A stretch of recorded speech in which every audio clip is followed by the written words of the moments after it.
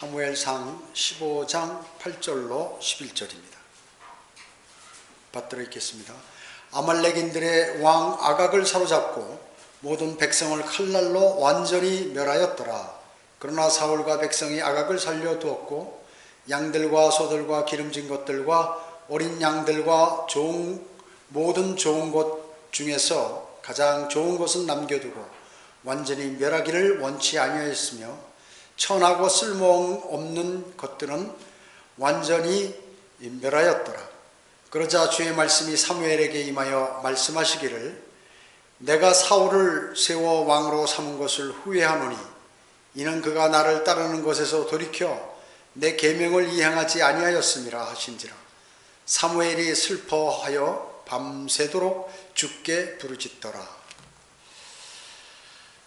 이 사무엘이 선지자지만은 하나님의 말씀을 전하면서도 자신의 나라의 왕이 하나님의 말씀을 순종하지 못하고 하나님께서 그 왕을 제해버리신다고 했을 때 밤새도록 주님께 기도드린 것이죠. 오늘 말씀 제목은 온전한 순종을 하자. 온전한 순종을 하자. 순종하라는 말씀은 성경에서 대단히 중요합니다. 순종이란 단어는 귀를 기울인다, 경청한다, 복종한다 라는 의미죠. 예수 그리스도께서 자신을 낮추시고 죽음에까지 순종하셨습니다. 자신을 낮추신 것은 우리가 가장 본받아야 할 내용입니다. 사람은 자신이 지식이 늘어나거나 건강하거나 또 돈을 많이 벌거나 하면은 교만해지는 것이 사람입니다. 그렇기 때문에 이것은 자신도 모르는 사이에 이렇게 교만하게 되죠. 그러다 보면 성경적인 진리에 순종하지 못하고 불복종하는 일이 은연중에 일어나게 됩니다. 그것을 자신이 깨닫지 못할 때가 너무나 많이 있습니다. 어떻습니까? 순종 혹은 복종은 아내가 남편에게 복종했겠죠? 남편은 그리스도에게, 그리스도는 하나님께 모두가 복종해야 됩니다. 그래서 남편은 교회를 위해 자신을 주신 것 같이 아내를 사랑하라고 이렇게 말씀하셨습니다. 그리스도인의 순종은 거룩함에서 하나님을 닮아가는 것입니다. 사실은요. 그것과 또 겸손한 사랑에 있어서는 그리스도를 닮아가는 것입니다. 순종은 받은 은혜에 대한 감사로부터 나오죠. 우리는 많은 은혜를 받았기 때문에 하나님께서 엄중한 말씀들을 할 때 우리는 그 말씀에 이렇게 감사가 나오게 되어 있는 것입니다. 하나님께서 정하신 권위가 있죠. 거기에 순종하고 복종하라고 성경은 말씀하고 있는 것입니다. 하나님께서 정하신 그러한 조직이 세 개 있다고 그랬죠. 가정, 그리고 지역교회, 국가, 이렇게 세 개가 있다고 그랬습니다. 가정에서는 아버지의 말씀에 순종하고 복종해야 됩니다. 지역교회에서는 영적 권위, 사사로운 일 말고, 개인적인 일 말고 영적 권위에 순종해야 합니다. 국가에는 한 통치자가 있기 때문에 통치자 말에 순종해야 합니다. 사실은 그 대통령이 어떤 대통령이든지 대통령이 됐는데 거기에 반항하면 사실 하나님 말씀에 순종하지 않는 것이에요. 누구나 나쁜 대통령이든 악한 대통령이든 선한 대통령이든 다 하나님께서 세우신 것이에요. 그 나라 백성들이 죄를 많이 짓고 그러면 악한 왕을 세워가지고 대통령을 세워가지고 그 백성들을 못살게 굴고 힘들게 만드는 것이죠. 그리고 그 나라가 계속해서 죄를 짓는 경우에는 하나님께서 강대국을 들어서 그 나라를 멸망시키는 것입니다. 멸망시키는 것이에요.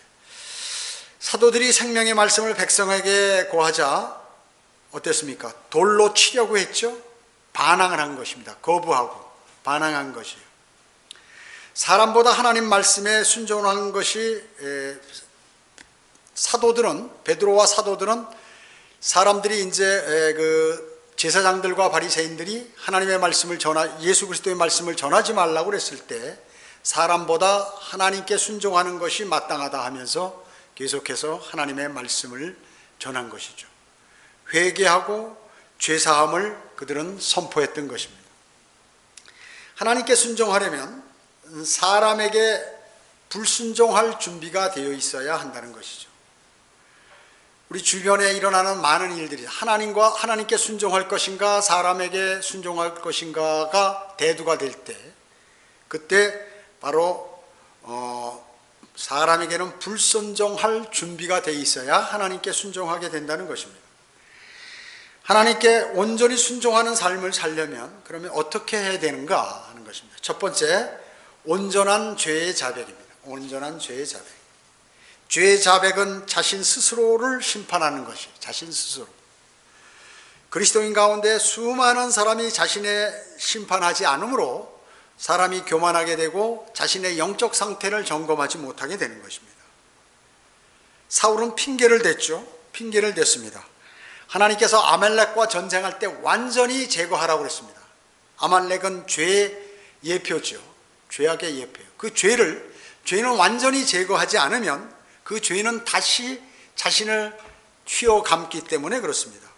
그래서 이 아말렉은 어떤 사람들이에요? 이집트에서 나올 때 그 이스라엘 백성들 뒤쪽에서 공격을 하거든요. 어린아이와 여자들 이 뒤에 따라오는데 거기를 공격했던 그러한 민족들이죠. 그래서 하나님께서 그들을 아주 대단히 나쁘게 생각하고 죄의 아주 근원으로 이렇게 생각했어요.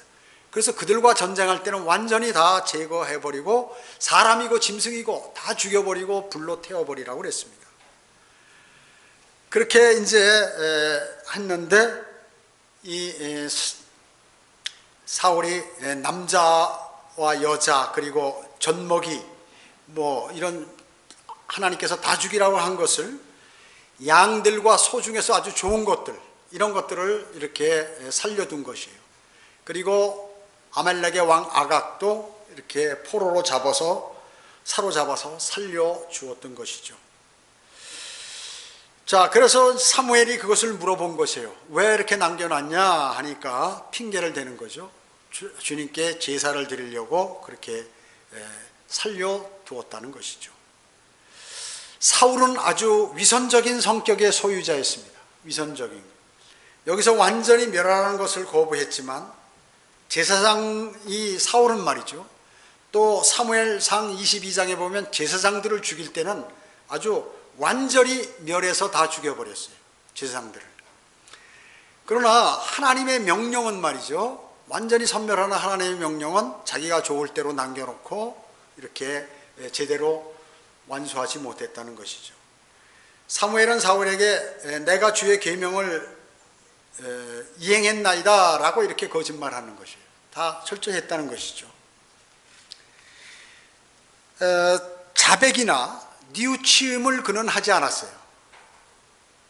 마치 자기가 남겨놓은 것이 하나님을 위해서 그것을 남겨놓은 것처럼 이렇게 했다는 것입니다. 우리의 삶 가운데도 그런 것들이 많이 있어요. 주님을 위해서 살고 또 육신적인 삶을 버리고 주님과의 풍성한 교제를 나누면서 살려고 그러는데 주님께서 저에게 이렇게 환경을 나쁘게 만들어 주셔서 제가 이렇고 있습니다 라고 하는 사람도 있어요. 실제 그렇습니다. 실제 그래요. 그렇기 때문에 아무튼 자신이 잘못해서 그렇게 하나님께 제대로 하지 못한 것을 자백드리지 못하고 여러 가지 핑계를 대며 위선적인 그러한 생각을 갖고 있는 그리스도인도 많이 있다는 것입니다.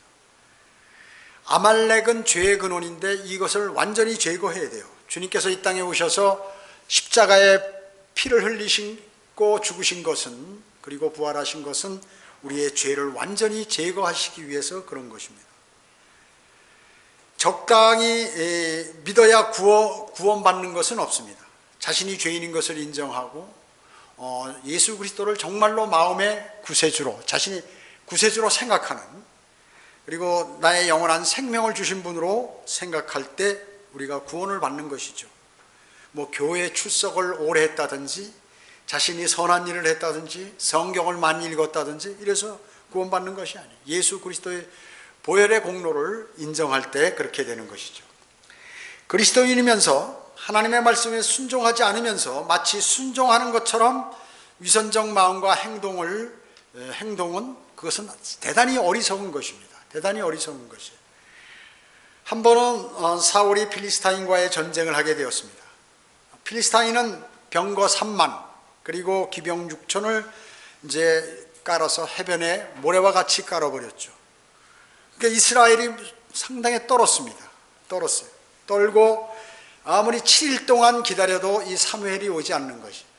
그래서 사울이 기다리다가 자기가 화목제물과 그리고 번제물로 번제를 드렸죠. 화목제물과 번제물로 번제를 드렸던 것입니다.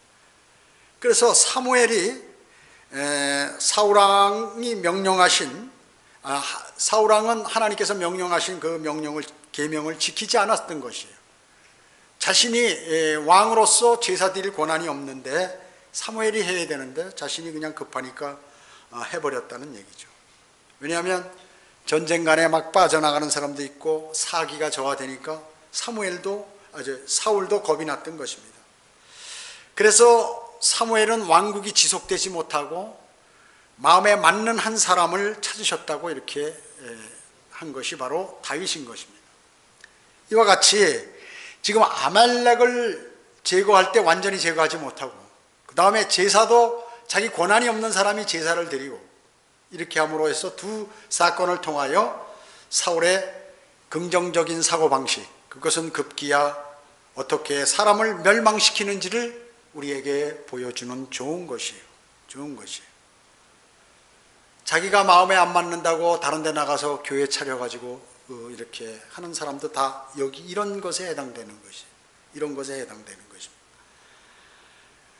어떻게 사람을 멸망시키는지 하나님께서 그것을 명확하게 보여주었습니다. 이러한 문제는 이브가 행동했던 것과 같은 것이에요.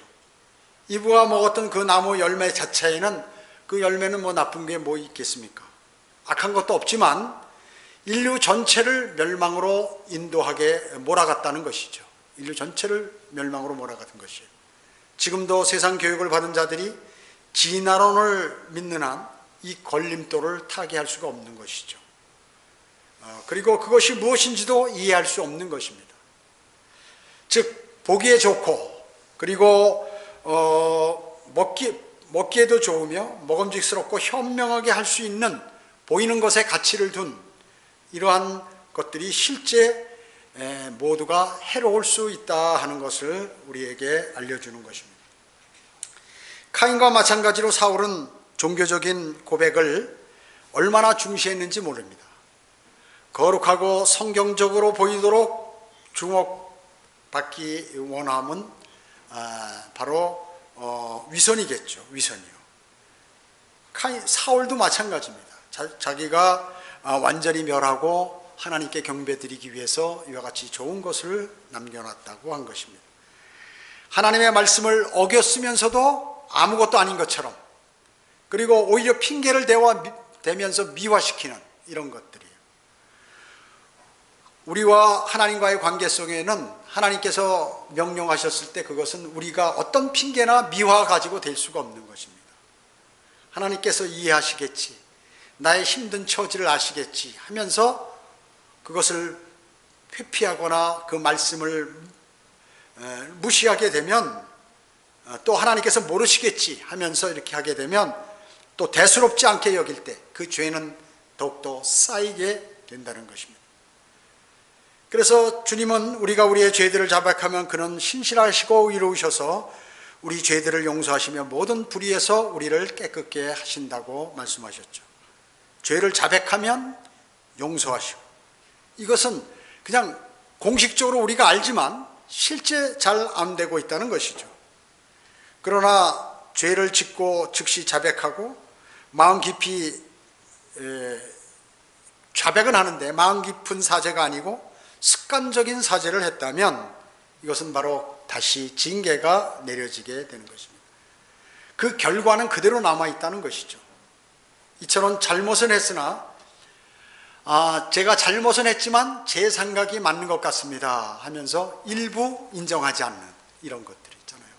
제가 잘못을 한 것은 사실인데 그러나 제 생각도 일부 맞습니다 하는 것은 인정하지 않는 것이다 하는 것입니다.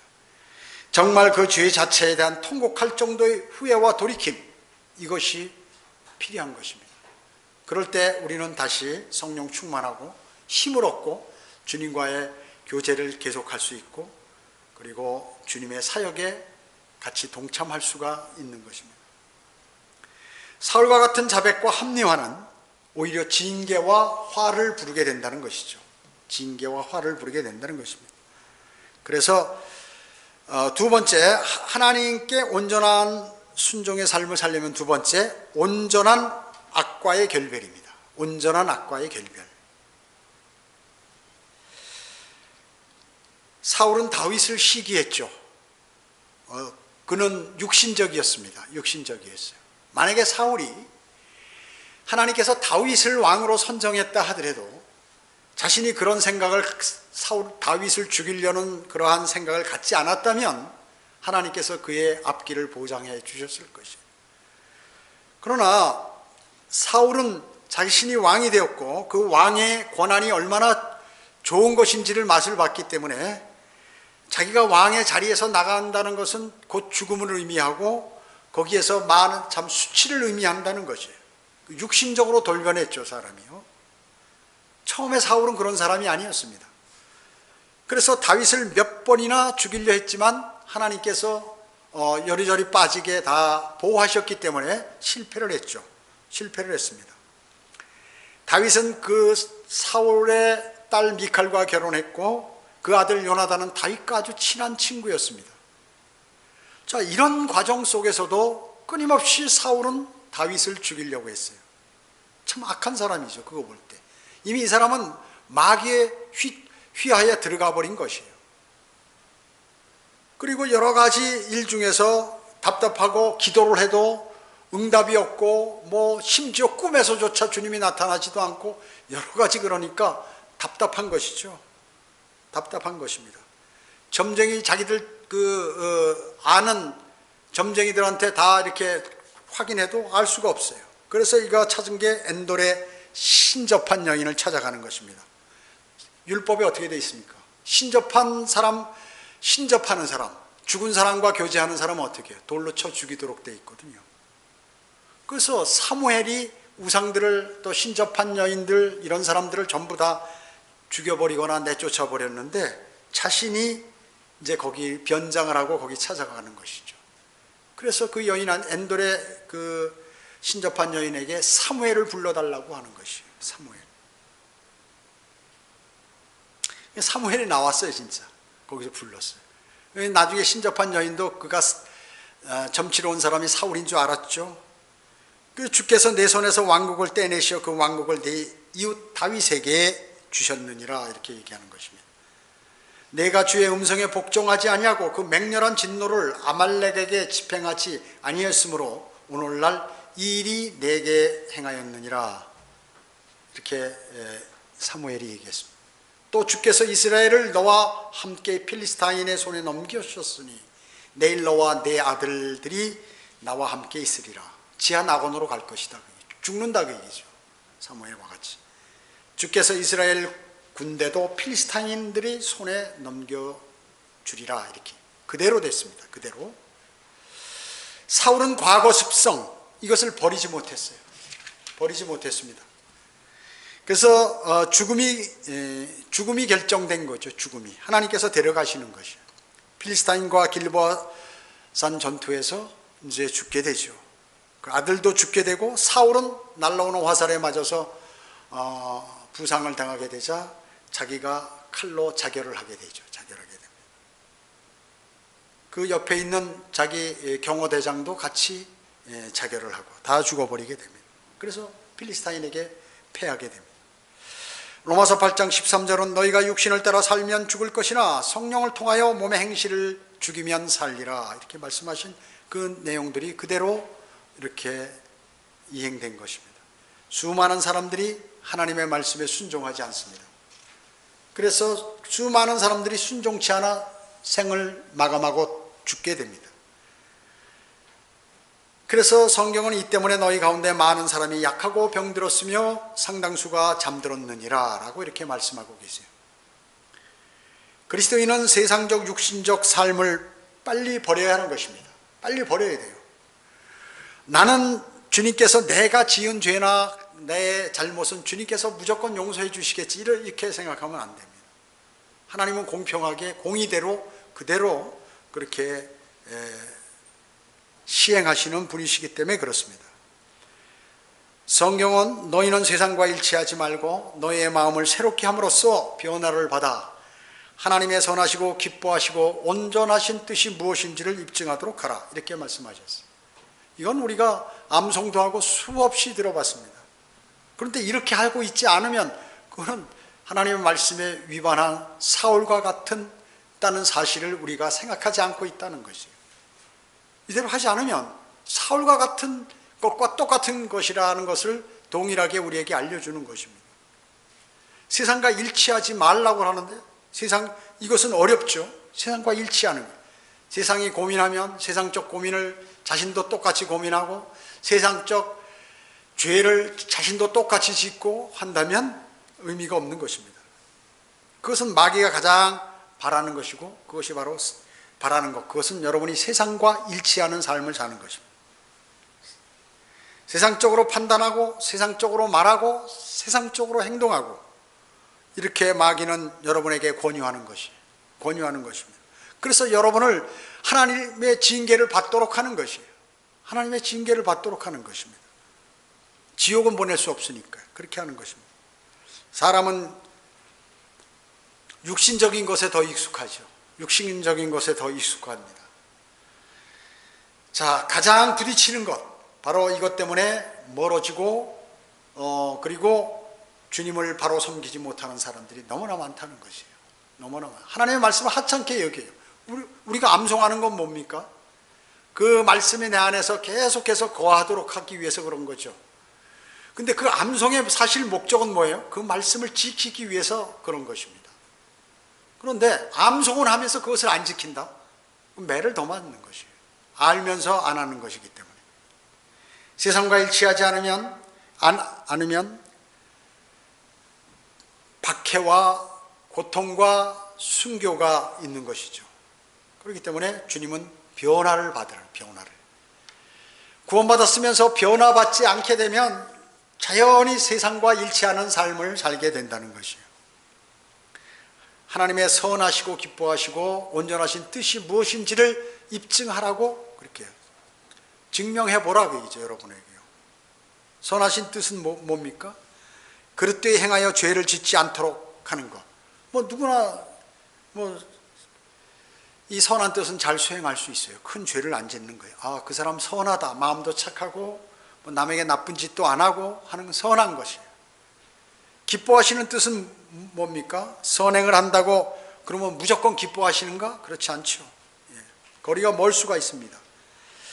기뻐하시는 것이 무엇인지 정말 그것은 여러분의 마음이 중요한 것입니다. 마음. 여러분의 마음이 주님을 향해 있고 주님을 진정으로 사랑하는 그 마음, 그런 것들이 주님을 기쁘시게 하시는 것입니다. 온전하신 뜻이 뭐예요? 여러분이 행한 모든 것들이 하나님을 기쁘시게 하는 뜻에 온전히 부합되도록 하는 것입니다. 이것이 바로 여러분을 향하신 하나님의 온전하신 뜻인 것입니다. 그래서 그것은 바로 여러분에게 그리스도의 심판석에 직결되기 때문에 그렇습니다. 그리스도인이라 하면서 하나님의 기뻐하시는 뜻은커녕 선한 뜻이나 그 선한 뜻조차 하지 않고 또 행동하지 않는 사람, 이런 사람들이 사실은 많습니다. 사실은 많아요. 그렇기 때문에 우리는 주님께서 원하시는 기뻐하시는 뜻과 온전하신 뜻이 무엇인지를 알아서 내가 그 길을 가야 한다는 것이죠. 말로만 해야 소용없어요. 아까 사울과 같이 하나님의 말씀을 순종한다고 자신의 입으로 얘기하고 또 실제 순종했다고 하면서 결과는 나머지 온전한 순종을 하지 않고 자신의 필요에 따라서 남길 건 남기고 그렇게 나머지 말씀만 순종했다는 것이에요. 자, 셋째로 온전한 용서가 필요합니다. 하나님께 온전한 순종을 하려면 온전한 용서가 필요하다는 것입니다. 다윗은 자신을 죽이려는 사울을 용서했습니다. 다윗은 정말로 용서했어요. 자기 부하들이 기회가 있어서 사울을 죽이자고 할 때도 말렸어요. 나는 내 주를 대적하여 내 손을 대지 아니하리니 이는 그가 주의 기름을 받은 자임이라. 자신을 몇 번이나 죽이려고 했는데 도망 다니면서 지금 전투를 하고 있는데 사울을 죽일 기회가 있었지만 죽이지 않았다는 거예요. 몇 번이나. 그것을 사도행전 13장 22절에서는 내 마음에 맞는 사람이라는 거예요. 물론 다윗이 이 사건 전에 하나님께서 사무엘상 13장 14절에 주께서 그의 마음에 맞는 한 사람을 선정하셔서 기름 부음을 시작했죠. 사무엘을 보내서. 다윗은 바로 이것입니다. 용서를 할 때 하나님께서 말씀하시면은 자신에게 유익이 되는 것도 다 거부해버리는 거예요. 심지어 자기의 목숨까지도 위협을 가하는 사람이지만 그 사람을 제거하지 않고 하나님께 맡겼다는 거예요. 왜? 하나님이 기름을 부었기 때문에 그렇다는 것이죠. 데살로니가전서 5장 14, 15절에서는 형제들아 너희에게 권고하노니 무질서한 자를 훈계하며 낙담한 자들을 위로하고 약한 자들을 붙들어주며 모든 사람에게 오래 참으라. 주의하여 아무에게도 악으로 악을 갚지 말고 오히려 너희 자신들 가운데서와 모든 사람들에게 선한 것을 항상 따르라. 자, 선한 것은 항상 좋다는 것이에요. 선한 것은 뭐 이유를 따지지 말고 객관적인 선한 것은 뭐든지 좋다는 것이죠. 교회 안에 어떤 사람들은 훈계를 해야 합니다. 교회 안에 어떤 사람은 훈계를 해야 돼요. 또 일부는 위로를 해줘야 되지만 모든 사람에게 오래 참으라는 것이죠. 자기가 많은 것들을 당하고 또 어려움이 있고 뭐 내가 항변할 게 있지만 오래 참는다 그 얘기죠. 오래 참아요. 약한 자들은 어떻습니까? 몸에 질병이 있는 사람이 약한 자들이죠. 또 영적으로 약한 자도 약한 것입니다. 육신과 영적으로 약한 자를 여기서 말씀하는 것이죠. 또 낙담하는 자를 위로하라 이렇게 말씀하셨습니다. 데살로니가 후서 3장 14절 15절에서도 누구든지 이 편지를 쓴 우리말에 순종치 않거든 그를 주목하여 사귀지 말고 그로 하여금 부끄럽게 하라. 그러나 원수같이 여기지 말고 형제로서 권고하라 이렇게 말씀하고 계시는 것이에요. 분리를 말씀할 분리.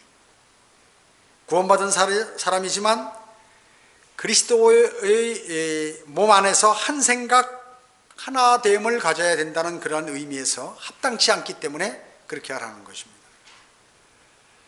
구원받은 사람이 하나님의 말씀대로 살아갈 것은 뭐예요? 그건 한 생각, 하나됨, 그리고 한 성령과 함께 다 진리 안에 하나 될 수 있지만 실질적으로 원수같이 여기지는 않지만 형제로서 권고하라 그 얘기입니다.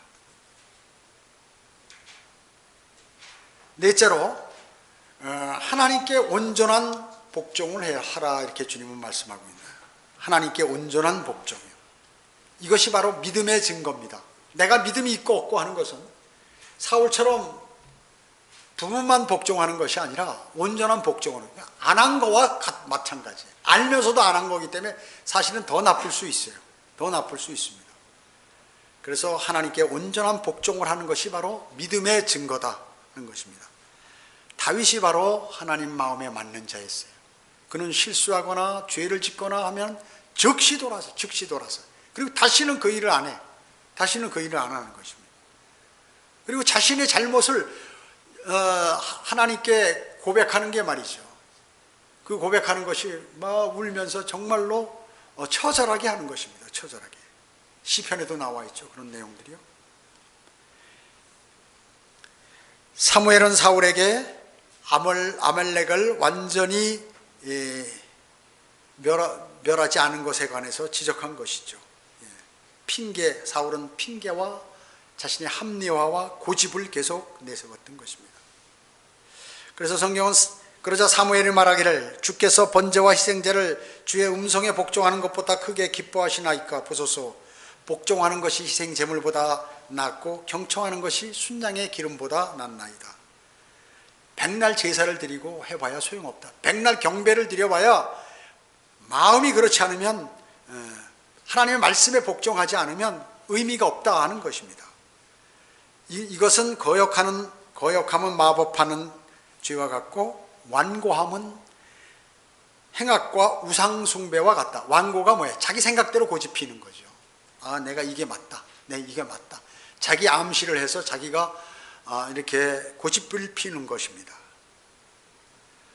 왕이 주의 말씀을 거역하기 때문에 주께서도 왕을 거절하여 왕이 되지 못하게 하셨나이다. 자, 형식적인 제사, 형식적인 예배, 이것은 뭐라고요? 성경에서 우상숭배라고 얘기해요. 우상숭배요. 로마 카톨릭은 그런데 일요일날 아침에 거짓 제단에서 거짓 제사장들이 거짓 촛불을 켜놓고 이렇게 희생 제물을 바친다고 이렇게 하지만 하나님께서 사울이 하는 것보다 더 가증하게 여기는 것이에요. 형식적인 제사, 형식적인 미사, 단어 자체도 잘못됐지만 그런 것들을 하는 것이에요. 그게 뭐예요? 마귀에게 하는 것이죠. 마귀에게. 거역은 마법 같고 완고함은 고집피는 것은 악을 행하는 것과 우상숭배와 동일하다. 이렇게 성경은 말씀하고 있는 것입니다. 즉 복종의 참 의미를 모르는 것이죠. 복종의 참 의미. 복종하지 못한 자의 변명, 그것은 통하지가 않는다는 것입니다. 그리스도인은 새로운 삶, 그리고 주님의 지체로서의 삶을 사는 사람입니다. 여러분은. 그렇기 때문에 여러분은 성별된 삶 속에서 지속적으로 그 삶을 유지해야 돼요. 그뿐만 아니라 주님을 증거하면서 주님으로부터 능력을 받아야 돼요. 주님으로부터 능력을 받아야 돼요. 그러지 않으면 여러분의 삶이 황폐하고 힘없고 그리고 영적으로 눌려서 조금 더 앞으로 나아가지 못하는 것입니다.